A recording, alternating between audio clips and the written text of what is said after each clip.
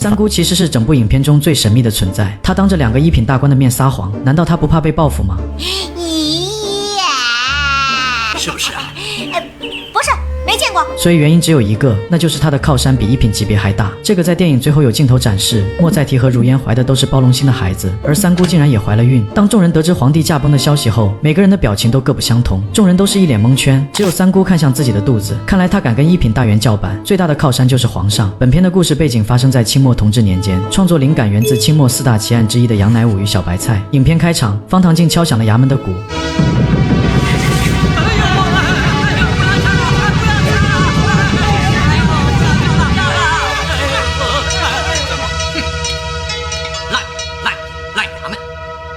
再加上个烂狗官混账，竟敢侮辱我家大人！哼！本案的原告与被告也随之入堂。哎呀，区个九品芝麻官，哪值得我方唐镜去侮辱啊？荒唐镜，荒唐镜，广东第一宋诗荒唐镜。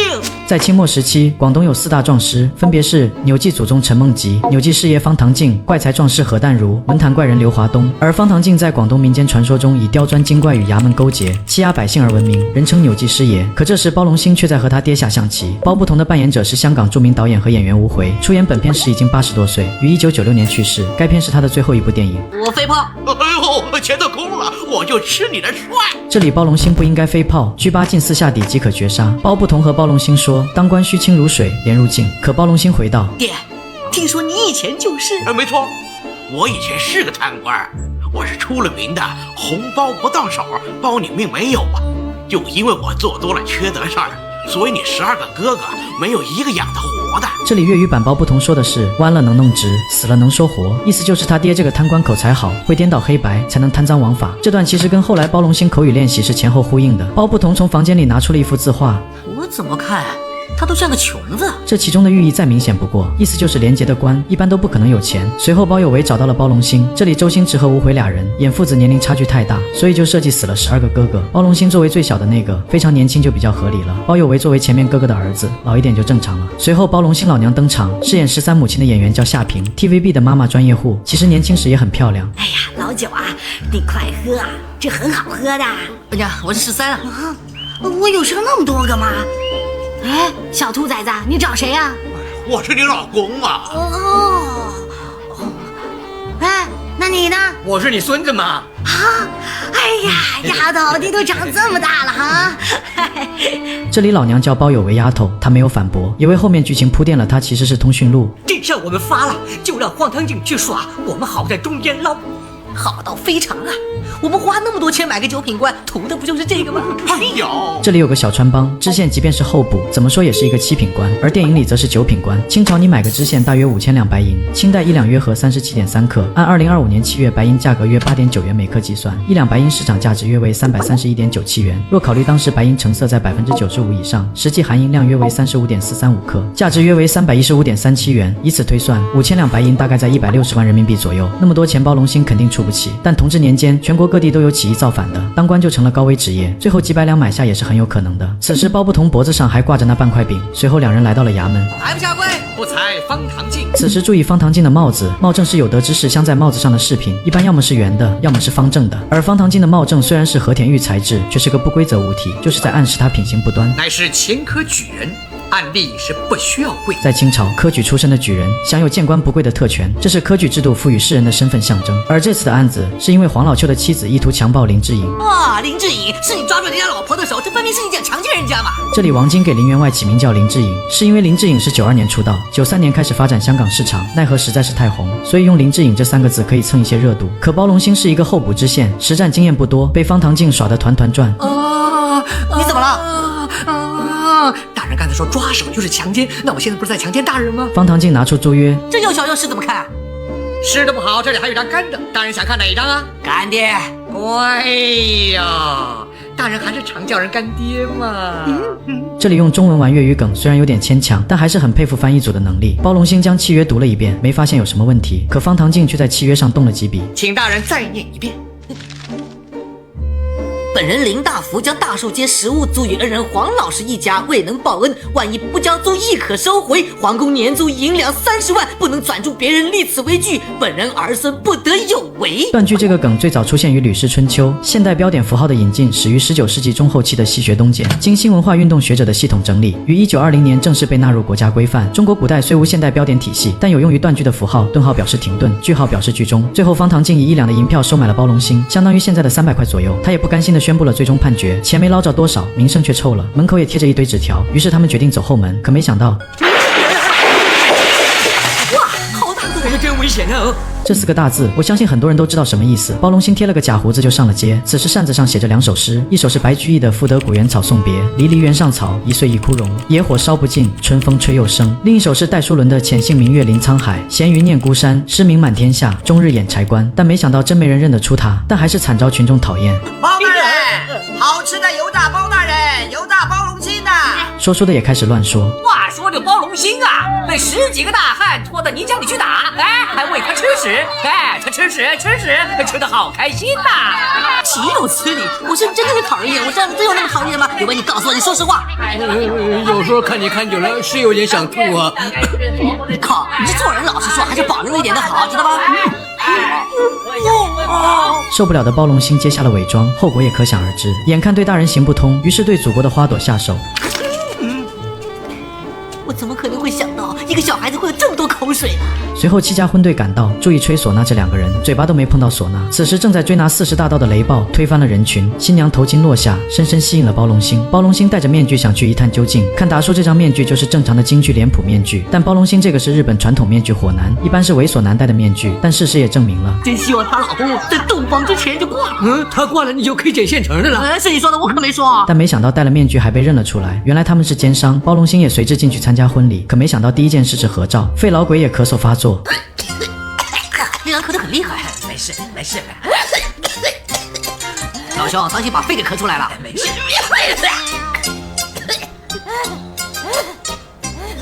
什么东西啊？本片反派常威登场，邹兆龙起初因嫌弃常威的阴狠反派形象拒绝出演，但经师傅洪金宝劝说，演周星驰电影能爆火后才决定出演。常威和婉君的一段对话也藏有细节。听说你收藏了一本手抄的《华严经》，能不能借我看看？先去呀。华严经全称大方广佛华严经，是大乘佛教的核心经典之一，被誉为经中之王的华严经全本60万字，手抄能给人累死。所以这里想表达的是男女偷情的迫不及待，就和现在的我家猫会后空翻一样的。与此同时，雷暴为了追拿40大盗，也来到了7家婚礼。放手，是你那把刀厉害，有种就把刀放下。好，别打，这个片段则是民间故事一剑就楚的典故。随后豹子头开始诬陷7家，认为是他们窝藏了40大盗。原来是你把他们窝藏在这里。大人，我真的不知道这件事啊。你真的不知道吗？眼见说不过雷暴，于是供出了包龙星。包大人，哎，你在哪儿？帮我说句话呀！包大人，大人，你得踩到我们头上来了，我们躲来这多没面子啊！正儿静静的想事情蛮好的了。他现在切实忘我，会先壮他的胆子，他胆子一大就会做错事，气质就会转弱，到时候我再出其不意的去揭他的皮，拆他的骨。干什么？我在这研究吃乳猪，你连这也要偷听啊？出来！但包龙星也看出雷暴是想讹钱，于是就诞生了本片名场面。既然大家都是同门师兄弟，干脆拿了钱分成2份，我拿多你拿少。我全都要。了解。包龙星带着雷暴回到衙门，随后5个男扮女装的侍卫想趁机拿下雷暴，可奈何雷暴武功盖世，这几人根本不是对手。包龙星和包有为也逃跑到后门，于是灵机一动。就这样，雷暴拜倒在了群众手中，也被抓了起来。囚禁雷暴这个装置原型叫铁处女。铁处女起源于中世纪晚期的日耳曼，它是一种酷刑刑具，同时也是一个死刑执行装置。于是包有为开始玩弄雷暴。哎呀，有好戏看了，有好戏。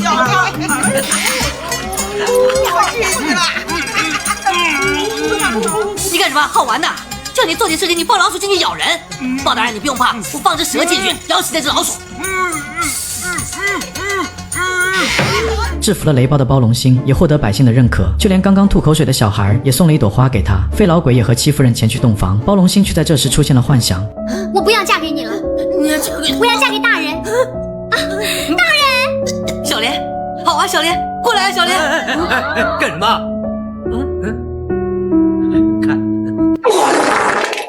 走吧。当时看这个镜头，整个人都尬完了。这里打更的敲了3声，说明此时是晚上11点到凌晨1点之间。但这里其实有一个小 bug， 剧组应该在转场这加一行字幕来区分这不是婚礼当晚，其实这已经是2个月以后了。在后面的剧情我们知道，此时的七情氏已经身孕2个月，所以常威杀人当晚是婚礼的2个月以后。追杀来福的常威正巧碰见巡视的包龙星，于是常威就以五马分尸的姿势被绑了起来，随后立马被带上了衙门。大胆狗贼，竟敢在这里逞强！咬啊，你用力咬啊，我可不怕。13叔，痛了，把脚拿出来好不好？你挠。正想对常威用刑，可常威却搬出了家底，想打我？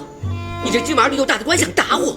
你知不知道我是水师提督长官程大人的儿子？哎呀，水师提督很大吗？比你大好几级啊！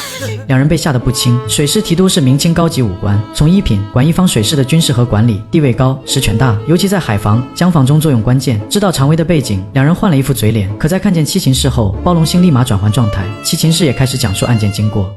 那天晚上，你不是人，你是禽兽，你不是人。好了，刚才你晕了过去，现在我给你好好的补一补啊！你不要过来，你这个死鬼，背着我跟这个贱人下胡搞！你闭嘴！放手！你叫我！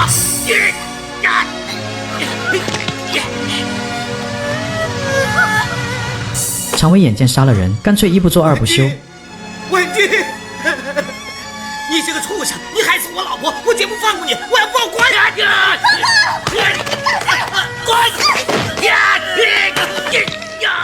打金的和来福也说出了案发经过。本来正在打金，忽然听到戚家后花园那条狗叫得好吵，我就进去看看了，看到满地的尸体。传来福，是大人。究竟是不是常威杀了戚家一室3口？是啊。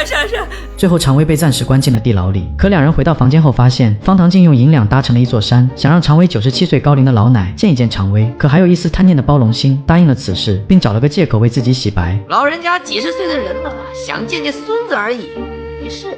可没想到探望常威的正是水师提督常坤，饰演常坤的老演员名叫古风，还是陈小春版《鹿鼎记》中的海公公。2006年电影《宝贝计划》中，古风老师还饰演了烂赌鬼人字拖的爸爸。爹，带我出去。你能上哪儿去啊？爹身为水师提督，你一出去，上头会逼我绑死投案的。清代延续传统的连坐制度，官员犯罪会牵连宗族。清史稿中就记载了一些官员被连坐的案例，也就是说，官员亲属犯案，你必须要第一时间亮明态度，并且要做切割处理。你如果不划清界限，态度暧昧的话，自己的仕途就要受到影响。如果绑子投案的话，也会有奖励。随后几人开始商量该怎么办。还好现在只是3斤，还有2斤的时间可以办事。办什么事啊？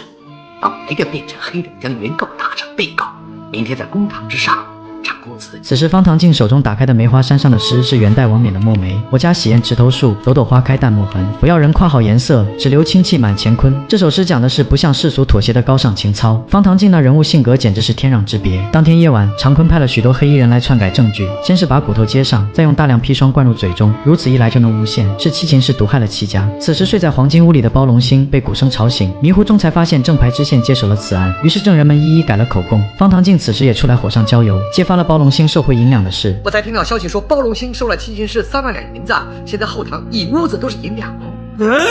常威也将案件颠倒黑白，这里注意在常威狡辩之时，后面打金的眼神，满脸上写着都是心里有鬼4个大字。随后来福说出自己和七情氏有私情，小人的确跟二少奶奶有私情但是下毒的人不是我，是他。胡说！我侄子长得比你帅，他怎么会看上你呢？陈百祥这里说的侄子自然是七情氏的废老鬼，奸商戚家在朝廷也有着幕后势力和保护伞，而这黑恶保护伞不是别人，正是现如今正在暴力虐待七情氏的县令陈百祥。见陈百祥不信，来福便拿出一首诗：金风玉露一相逢，便胜却人间无数。两情若是长久时，又岂在朝朝暮暮。这首诗出自宋秦观的《鹊桥纤纤云弄巧》。这首诗讲的是牛郎织女的故事，在开头和中间原本还有2句：纤云弄巧，飞星传恨，银汉迢迢岸，柔情似水，佳期如梦，忍顾鹊桥归路。陈百祥见七情氏不认罪，便想大刑伺候，但包龙星拦了下来，可最终还是用了刑。侍卫也将七情氏围了起来，强行摁上手印认罪。七情氏已经招认全部罪状，按例应判处极刑，秋后问斩。汉代法律规定，刑杀只能在秋冬进行，立春后不得刑杀。唐宋律法则注明，从立春到秋分，除犯恶逆以上级部曲、奴婢杀主之外，其他罪均不得春决死刑。清代律也规定，经朝审应处决的犯人，也需在秋后处决。此时七情事也被拖了下去。六月雪的典故来自元代关汉卿创作的杂剧《窦娥冤》。不认输的包龙星带着包有为就来到案发现场寻找证据。包龙星以银针探喉，但是这根银针又变黑了，证明喉咙里有毒啊！快一点啊，石善如啊，好臭啊！这里的银针验毒的确有一点科学道理，但是不多。古代提炼砒霜的方法简陋，所以必然会含有大量的硫化物杂质，而硫化物可以与银发生反应，形成可附着在银针表面呈黑色的硫化银，从而产生验毒的效果。啊，银针没有变黑，肚子里没毒？肚子里没有毒，但是喉咙里有毒。难道是先被人打死了，然后再把毒药灌下去？所以毒只到喉咙，没有到肚子里。没错，我想到啦！就在两人高兴之时，没想到长坤早就派人埋伏于此，包龙星也因此被关进了大牢之中。包龙星和守卫说道：麻烦你去跟上面说一说，我愿意做污点证人，看看能不能够把我放了。太晚了，你侄子比你快一步，已经是污点证人，准备指控你，现在回家睡大觉去了。这段就肯定不是大清律了，是在调侃香港法律中污点证人这个概念。就在和雷暴的谈话中，得知了七情事就关在自己隔壁。谁该碎尸万段呐？你说话不要太过分了，我警告你。我就是说你，你不要以为我真的不敢出来打你啊！我告诉你，你这种狗官就应该像戚家那个贱人一样一起坐牢。那贱人呢？你说清楚一点。就是嫁给那个废老鬼的那个，就在你那堵墙的后边。哪堵墙？这堵吗？就是你后面那堵墙。你早说嘛，真不会做人。于是包龙星想和七情事解释，我为了替你翻案，现在连我自己都糗了。大人，我错怪你了。没有关系，但求有朝一日我出去，你那样药房就抄一抄好吧？此时的包龙星的囚服上写着死罪、知法犯法、贪赃枉法的绝命大字，两人之间的误会也就此解开。此时包有为带着如花赶到。石三叔啊，石三叔，什么事？你被判死刑了。死刑？是啊，他们说你勾结江洋大盗，杀人放火，贩卖外婆卖淫，还强奸了一头母猪啊！母猪？我没有强奸母猪。他们是诬赖你的嘛，你死定了！我跟爷爷商量好了，在你临死之前要给包家留个后，所以送一个黄花闺女进来向你借种。在古代，传宗接代的观念很重，哪怕判了死刑的人也可以繁衍后代，直到女方怀孕后才能执行死刑。如花，真的是你？不是我还会是谁？别浪费时间，来吧。有为，拿块黑屋把我脸蒙上，然后办事。如花扮演者李建仁，上中学时就是周星驰的同桌，这个经典形象是周星驰给他设计出来的。但是如花这个名字却是王晶在九品芝麻官里给他取的。随后如花使出一招无敌穿墙术，成功帮助包龙星越狱。他首先回到了家中，可包不同却病倒在床。也就在此时，包不同说出了贯穿影片的话：这贪官呐要奸，清官呐要更奸，要不然怎么对付得了那些坏人呢？这一情节也体现了电影的核心主题：贪官要奸，清官更要奸，唯有以其人之道还治其人之身，才能在黑暗的官场中突围，实现正义。随后包不同拿出了半块饼，叫包龙星上京告御状，也拿出了珍藏许久的青天秘籍。但包龙星打开这青天秘籍一看，满眼都是难辨的小篆。其实在这个特写画面中，青天秘籍上所记载的文字是古籍六书源流诀中的一些片段。就在三人谈论间隙，包不同离开了人世。与此同时，陈百祥也把雷暴放了出来，要他杀了包龙星。包龙星在潜逃的路上还看到了自己的通缉令，通缉令上不光有他的高清画像，还写着一行大字：贪赃枉法，畏罪潜逃，悬赏100两，缉拿归案。历史上最早的通缉令是伍子胥画像，被雷暴发现的两人开始逃跑，最后包龙星跳到了一艘戏船上，雷暴则在后面追喊：他叫谁狗官？他是叫九姑娘。你是九姑娘？这里九姑娘是粤语的谐音梗，九和狗同音。请问姑娘贵姓？莫再提啊，莫再讲，这么保密啊？莫再提。莫再讲哦，那就算了。莫再提的扮演者钟丽缇出演本片时只有24岁，正是颜值巅峰，凭借甜美和性感的外表，在1993年获得国际华裔小姐冠军，随即便进入香港影坛。该片是她继《破坏之王》后再次与周星驰合作的影片，于是包龙星就留在这儿，一边学杂技一边赶路，可包龙星却学艺不精。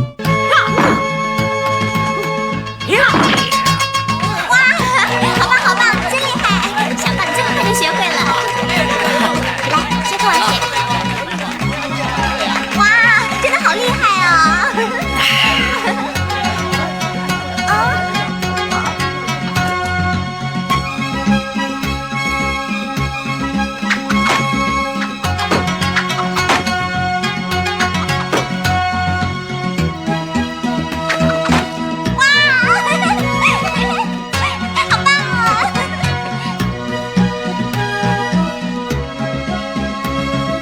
这天晚上，莫在奖翻着包龙星的行李，没想到翻到一条红色的性感肚兜。于是莫在奖找到包龙星。英台，这么晚了拎着包袱要上哪去啊？包龙星为了假扮女生，不光自称九姑娘，还自称大名叫英台。我们熟知的祝英台是女扮男装，而祝英台刚好有8个哥哥，在家中排行老9，也是九姑娘。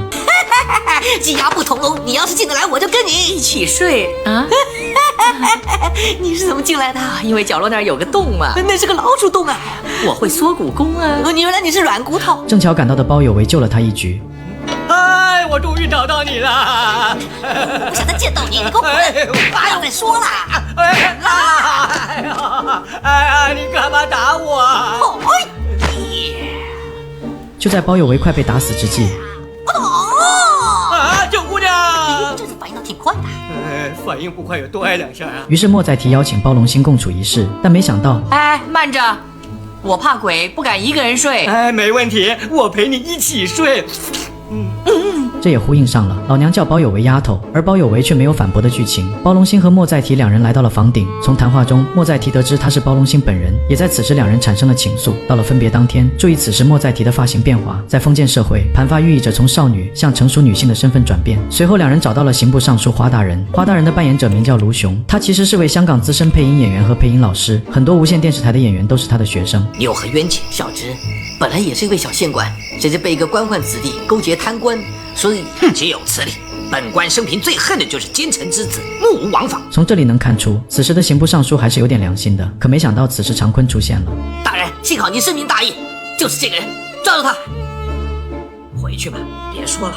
但为什么这里刑部尚书会怕得罪水师提督呢？刑部尚书与水师提督同为一品，但水师提督掌握军权，如果刑部尚书秉公执法，不仅会得罪水师提督，还可能被同僚视为异类，陷入孤立无援的境地。随后刑部尚书赶紧撇清关系。当年你爹只不过给我个烂品，大不了我还你个烂品，不过我深明大义，我还你100倍。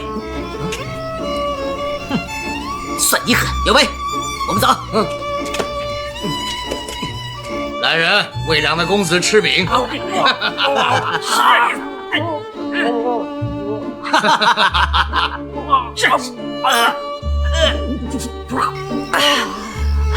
有为，你没事啊？有为，你怎么了？我肚子还有点饿。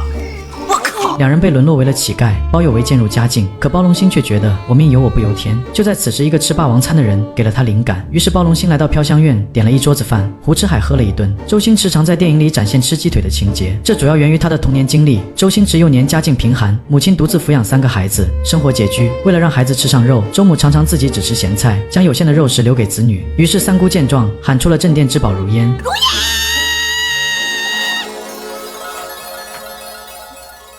饰演如烟的演员名叫蔡少芬，这时的她只有20岁。你别管我是谁，我们能够在茫茫人海中相识，也算是一种缘分。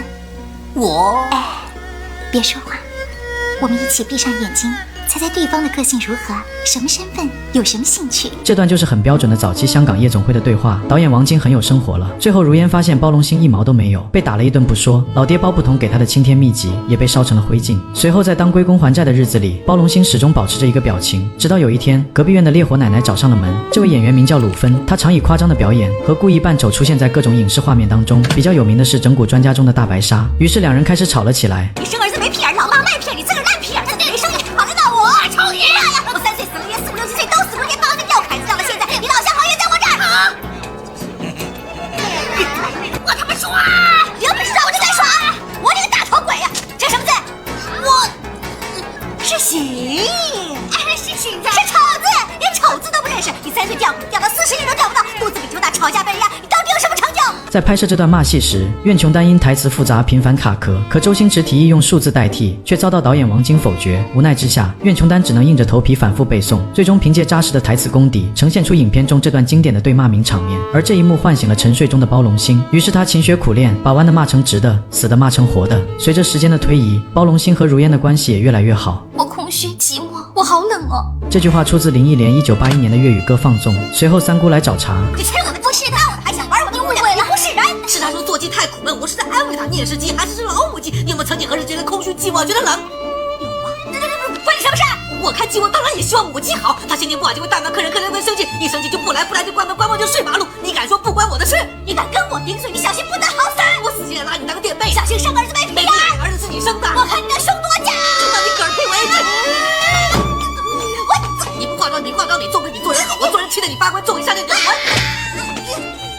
三姑眼看不是对手，就去搬救兵，但全都不是包龙星的对手。最后包龙星也成为了飘香院的吵架王。可一波未平一波又起，雷暴也来到了飘香院，点名要如烟。咱们如烟可是只卖艺不卖身的呀！我玩完了他，不给钱就不算卖喽。看势不妙的包龙星躲到了床底下，禽兽！可没想到同治帝也来到此地，也点名要如烟。野史和民间传说称，同治帝因不满慈禧的压制，常微服出宫逛青楼，最终染上花柳病身亡。这一传说在清代通史及御医后代的回忆中均有提及，成为电影创作的灵感来源。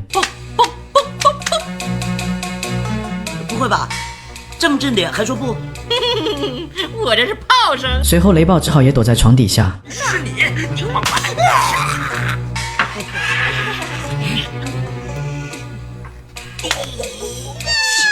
可万万没想到，协理大臣也来了，也点名要如烟。皇帝也只好一起躲到床底下。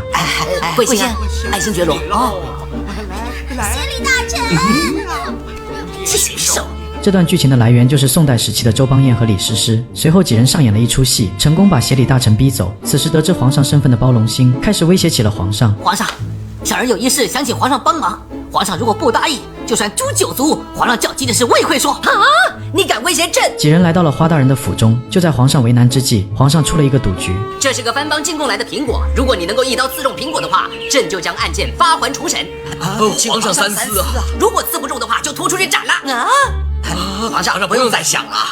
来，皇上，我看这案子一定有很大的冤情，还是发还重审好了。千万别勉强哦，一点也不勉强，此乃正义之言。包龙星，朕封你为八府巡抚，连同提督大人、尚书大人3堂会审7家灭门惨案。三司会审通常用于重大疑难案件，由刑部、大理寺、督察院3法司共同审理，刑部长审判，大理寺长复核，督察院长监察。但在实际运作中，刑部权力最大。就在七情事要问斩之时，豹子头及时赶到。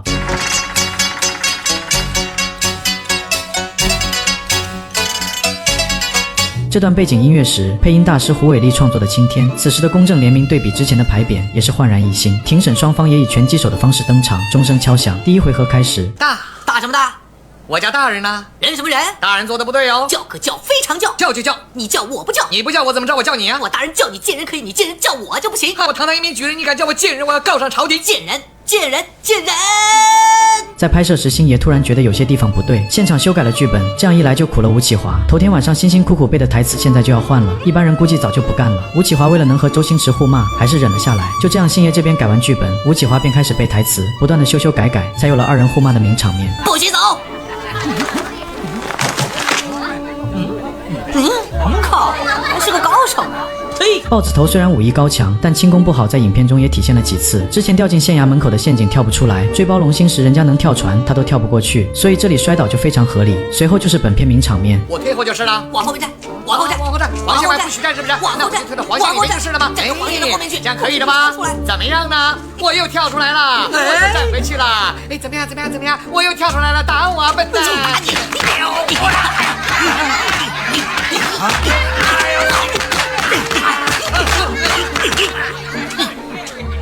大家都听到了，是他叫我打我才打的。像这种要求我这辈子都没见过。于是包龙星一一拆穿了几个人的假供词。首先是朱二，你今年只进了半斤的砒霜，你哪来的1斤砒霜卖给人家？随后是尸检报告，死者一定是死后被人灌毒，所以毒液只到喉部而流不到腹部，每一具尸体都有骨折的现象，然后再由钢钉接上。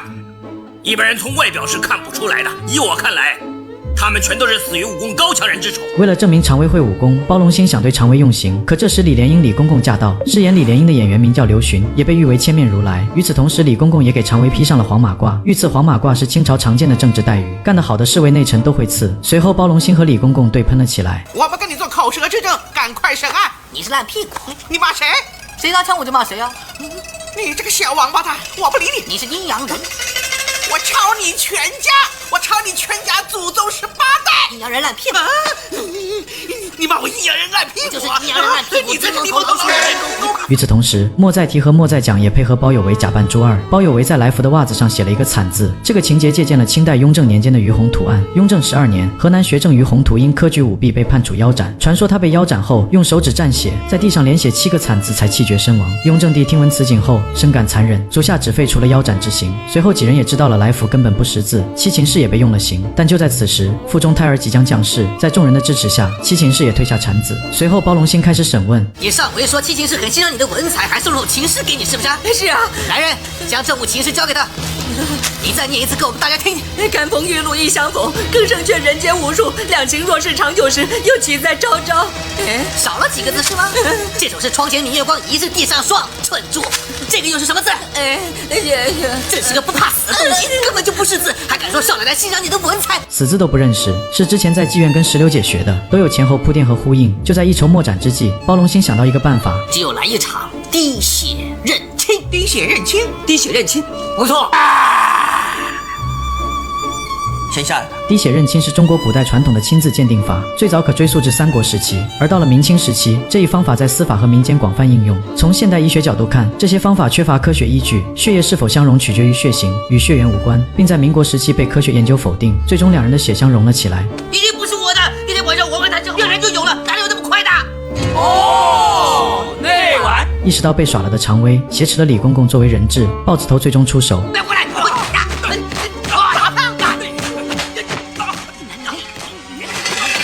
豹子头，把他顶过来！对不起，是我呀。看见了，出去再打过。